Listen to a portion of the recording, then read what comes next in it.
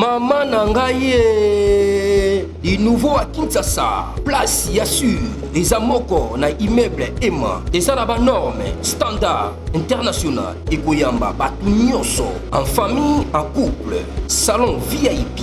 Et salle à manger, salle de bain confort et magistral et des chambres à coucher, cuisine Kafou. Sécurité, ils ont assuré. Connexion internet illimitée, Facebook, TikTok, WhatsApp.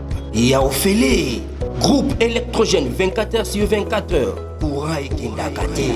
Na immeuble Emma. Notre adresse dans la commune de Kalamou, quartier Yolosi, avenue Balinga, numéro 9. Soyez les bienvenus. Immeuble Emma.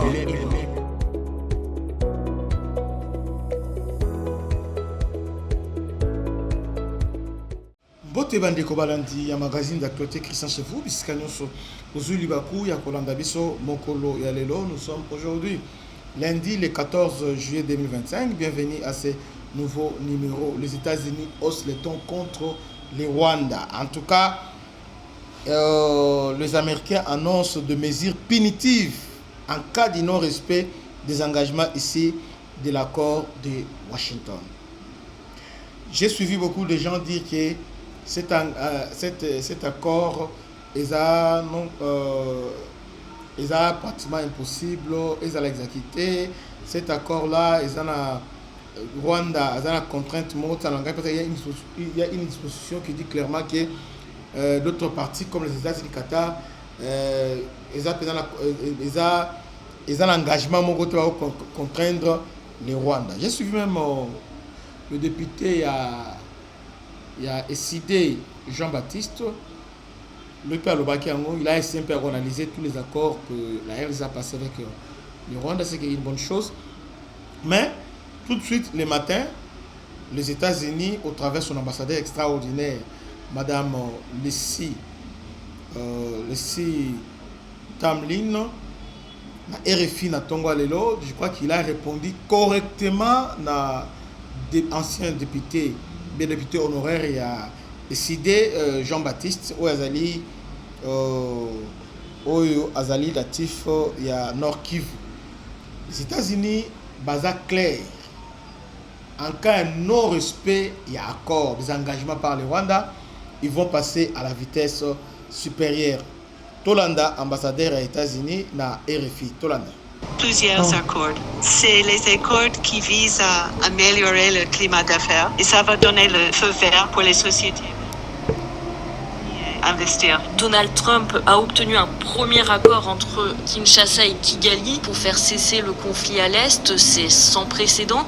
Comment la diplomatie américaine est-elle parvenue à un tel résultat? Après 30 ans de conflit, il est vraiment temps que la souffrance cesse et que la souveraineté et l'intégrité territoriale congolaise soient respectées. Donc voici pourquoi les États-Unis ont insisté que cet accord de paix vient avec un calendrier, un plan, des témoins. Le processus de mise en œuvre a bel et bien commencé avec la création d'un mécanisme de sécurité conjoint entre la RDC et le Rwanda. Et ce mécanisme coordonne la neutralisation des FDLR et le retrait progressif des troupes rwandaises. C'est un accord réaliste fondé sur des engagements réciproques. Et je voulais aussi dire, cet accord est différent. Nous avons clairement dit qu'il y aurait des conséquences si les engagements ne sont pas respectés. Quel type de conséquences? Les conséquences peuvent être les mesures punitives, par exemple les sanctions ou les autres leviers diplomatiques. Il y a un projet hydroélectrique de 760 millions de dollars qui reliera le Burundi, le Rwanda et la RDC. C'est un projet qui juste a besoin de la paix pour démarrer. Madame l'ambassadrice, je vous remercie. L'ambassadrice des États-Unis en poste en République du Congo, Lucie, a confirmé ce lundi sur RFI le début du processus de la mise en œuvre de l'accord de la paix signé fin juin à Washington par la RDC et le Rwanda, sous la médiation de l'administration Trump en vue de mettre fin au conflit dans l'Est congolais. Selon la diplomate, le non-respect des engagements du dit accord exposerait le parti à des mesures punitives. Elle a précisé que le commencement de l'application de cette nouvelle entente est marquée par la création des mécanismes de sécurité conjointe, affirmant la ferme volonté de son pays à mettre fin à un conflit de plus de 30 ans par l'imposition d'un calendrier d'exécution et d'un plan des témoins. Après tant de conflits, il est vraiment temps que la souffrance cesse et que la souveraineté et l'intégrité territoriale congolaise soient respectées. C'est pourquoi les États-Unis ont insisté que cet accord de paix vienne avec un calendrier et un plan des témoins. Le processus de la mise en œuvre a bel et bien commencé avec la création du mécanisme de sécurité conjointe qui coordonne la neutralisation des FDLR et les retraits progressifs des troupes rwandaises, a-t-elle déclaré sur RFI. Et de préciser, je voulais aussi dire que cet accord est clair. Nous avons clairement dit qu'il y aura des conséquences si les engagements ne sont pas respectés. De mesures punitives, par exemple, des sanctions et d'autres leviers diplomatiques.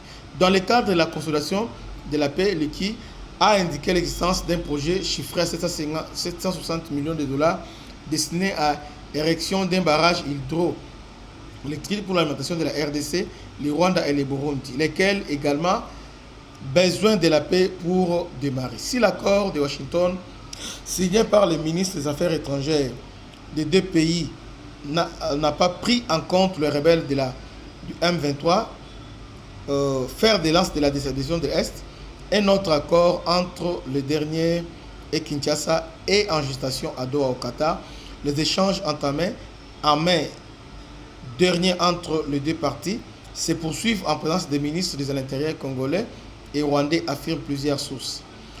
Fin mai, les délégations de Kinshasa et de la rébellion avaient signé un communiqué conjoint lié sur les antennes de la chaîne nationale à travers laquelle ils avaient annoncé travailler ensemble pour la conclusion d'une trêve.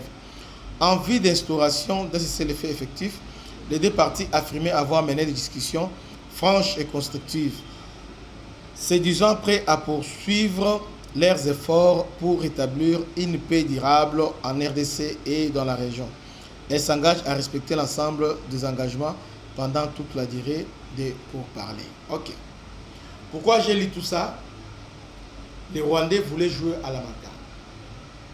Nadoa, ils ont échoué parce que Nadoa, ils voulaient imposer leur point de vue pour dire que on ne peut pas se retirer, nous sommes marginalisés, il faut qu'on laisse 8 ans. Alors, Qatar et les États-Unis ont rejeté cette proposition et après ils ont commencé à jouer à la dilatoire. Or, les États-Unis ont un calendrier, ce qu'on appelait, un diplomate appelait ça calendrier agressif. Pour nous, il faut aller le plus vite. Peut-être qu'ils seront dans l'émission, moi, pour vous dire que les Américains courent derrière l'élection congolais.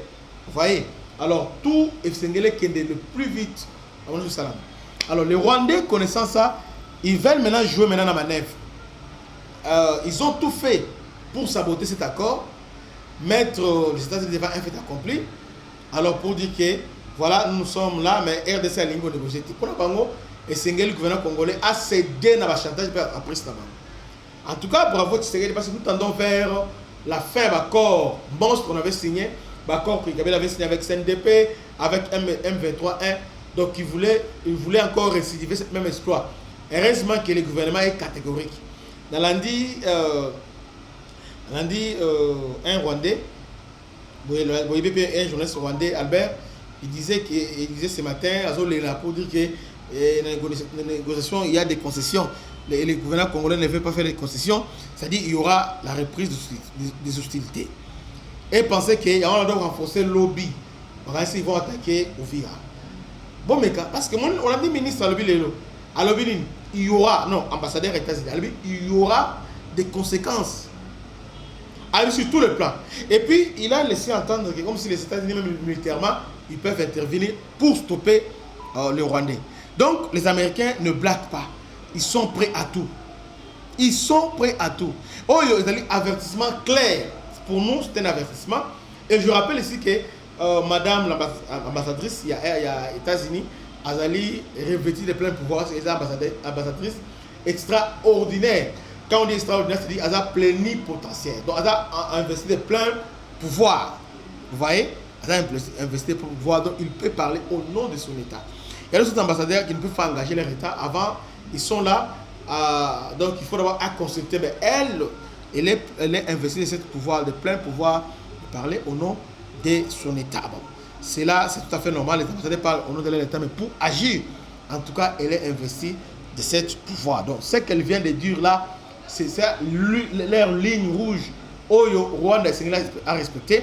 Il dit ceci, mais encore aussi différent, ils ont imposé un calendrier et aussi des témoins. Celui qui ne va pas respecter les engagements, alors, à cause de la vraiment sanctionné. Elle a ajouté pour dire que le mécanisme de suivi sécuritaire est déjà mis en place.